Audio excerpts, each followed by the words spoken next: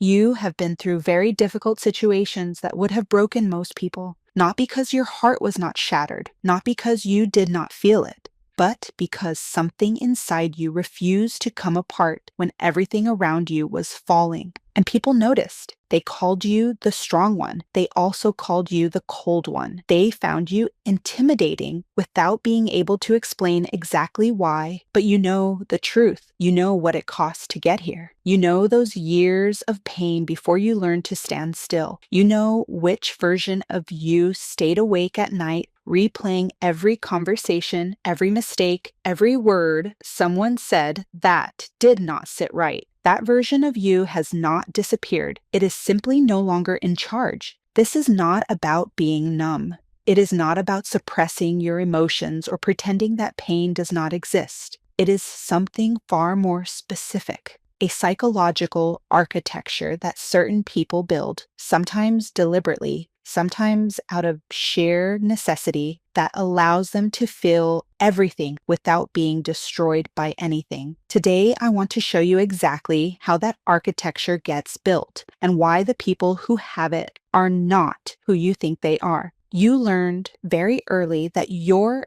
reactions were your responsibility. Most people spend their lives reacting. Someone says something cruel and they collapse. Something goes wrong and fear takes over. A situation becomes uncertain and they panic. You used to do the same thing, but somewhere along the road of experience, something shifted. Maybe it was a moment of crisis where you had no choice but to push through. Maybe it was watching someone you respected stay calm in a situation that should have destroyed them. Maybe you had simply reached a point where you were completely exhausted by the unpredictability of life. Quick pause. I recently launched this channel to explore human psychology, behavior, and the hidden mechanisms behind social interactions. We're still at the very beginning, so every subscription really means a lot. If this kind of content helps you better understand people and the way the human mind works, consider subscribing. It really helps me continue and create even more in-depth videos. Thank you, and let's continue. Psychologists call this the development of an internal locus of control. The slow, often painful process of moving the source of your stability from the outside to the inside. Most people never make that move. They spend their entire lives in a state of emotional dependency, dependent on circumstances staying manageable, dependent on people behaving well, dependent on the world cooperating with their need for certainty. You stop depending on any of that, not because the world became more predictable, but because you stopped needing it to be. And the moment that happened, something fundamental changed. You became, for the first time, genuinely difficult to destabilize. 2. Emotional unshakability is not the absence of feeling, it is the mastery of response. Here is the misunderstanding that follows you everywhere. People think you do not feel things. They see the stillness and interpret it as emptiness. They watch you absorb a blow that would have floored them and decide you must not care. You must be disconnected. You must have sealed something off that they left open. They are wrong. The research on emotional regulation is unambiguous on this point. People with high emotional stability do not feel less. In many cases, they feel more. The difference is not the intensity of the signal. It is what happens between the signal and the response.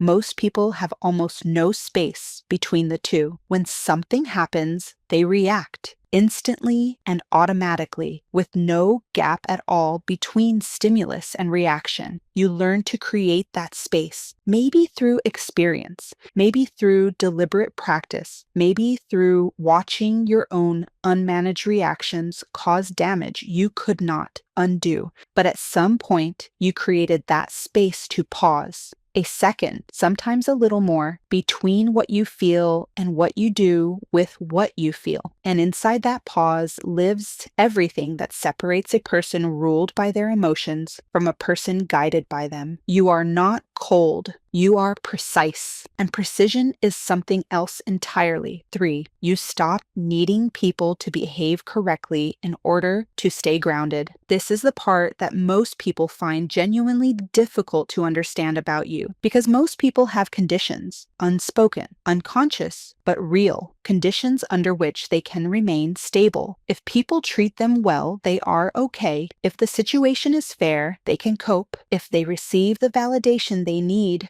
they can function. You remove those conditions, not all at once, not without pain, but gradually through a series of experiences that taught you the same lesson in increasingly loud ways. Accept it now. People will disappoint you. Situations will be unfair. Validation will arrive late or not at all, but none of that justifies losing yourself. Psychologists describe this as unconditional self-regard, the ability to maintain a stable relationship with yourself regardless of what is coming at you from the outside. It does not mean you are indifferent to how people treat you. It means their behavior is no longer the thing your stability runs on. When someone tries to provoke you, they find nothing to grab onto. When someone goes silent to punish you, they quickly realize it costs them more than it costs you. When a situation becomes chaotic, you become quieter. Not more agitated, not more reactive, but more still. This is not performance. This is not suppression. This is what happens when a person stops outsourcing their equilibrium. Stop here, because before we go further, something needs to be said. If you have spent years being called too calm, too detached, too hard to read, I want you to consider something. The qualities that make other people uncomfortable about you are the same ones that make you reliable in a crisis. You are a safe person for those who are falling apart, and genuinely trustworthy in a world full of people whose stability depends entirely on things going according to plan. You are not broken. You are not closed off. There is absolutely nothing missing in you that everyone else has. You built something, and it cost you.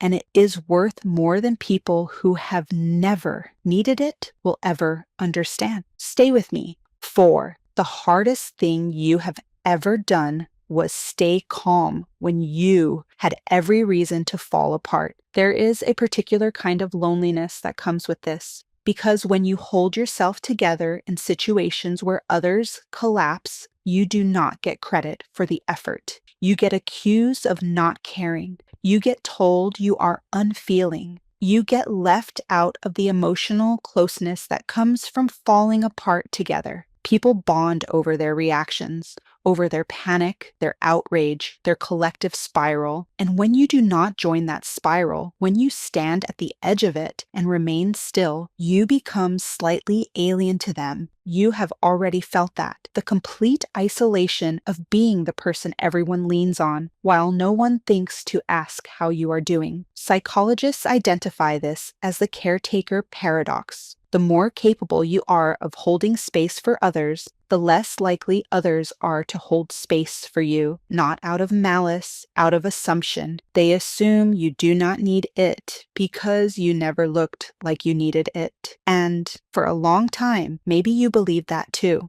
Many emotionally stable people reach a point in their early 30s where the cost of that stability becomes visible in a different way, not as weakness, but as an invisible weight, the accumulated fatigue of being the person everyone can always count on, of being the one who does not break, of holding everything together with an iron grip so consistently that people forgot to check whether the structure itself needed maintenance. This is the moment where the path divides. Some abandon the stability entirely. They decide it has cost too much and spend years swinging between extremes, performing emotion to seem relatable, then withdrawing when the performance becomes exhausting. The people who do not take that exit discover something different. They learn to let strength coexist with need. They learn that being unshakable does not mean being without needs. It means their needs are met in a different way, more deliberately, more selectively, in fewer spaces with fewer people, with people who are real rather than people who are performing. 5. What emotional unshakability actually builds in a person? It does not arrive as a transformation. It arrives like a calm, sunny morning where you realize that what used to make you angry for days now moves through you in a matter of hours, then minutes, then not at all. You stop fighting reality, not because you have resigned yourself to it, but because you understand that energy spent fighting what already exists cannot be spent on what could be.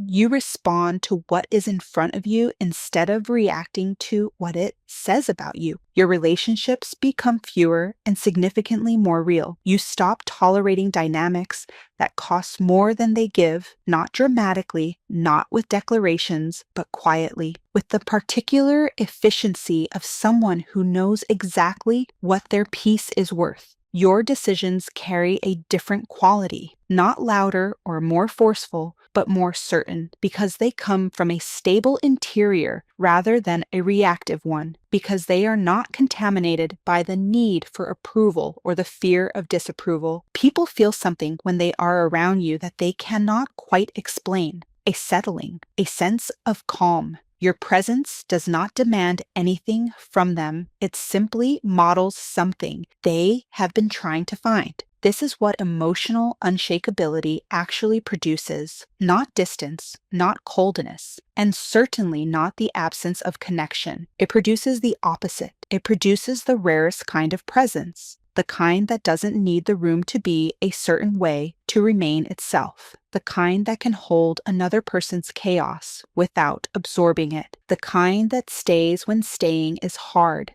and speaks when speaking costs something. The world will keep trying to find what shakes you, the person who can get under your skin, the situation that finally makes you crack, the circumstance that proves you are, after all, just as fragile as everyone else. And sometimes they will find a version of that because you are human, because you feel, because the space between stimulus and response does not make you invulnerable, only harder to break. But here is what they will never find: a version of you that hands them your stability and asks them to please give it back when they are done. That is not who you are anymore. You are not unshakable because nothing reaches you. You are unshakable because everything reaches you, and you have learned at great cost and over a long time what to do with it when it arrives. This is not a small thing, and even less a common one. It is one of the rarest things a human being can build inside themselves. And if you are still building it, if you are somewhere in the middle of this process, still flinching more than you would like, still moved by things you wish would not move you, you are not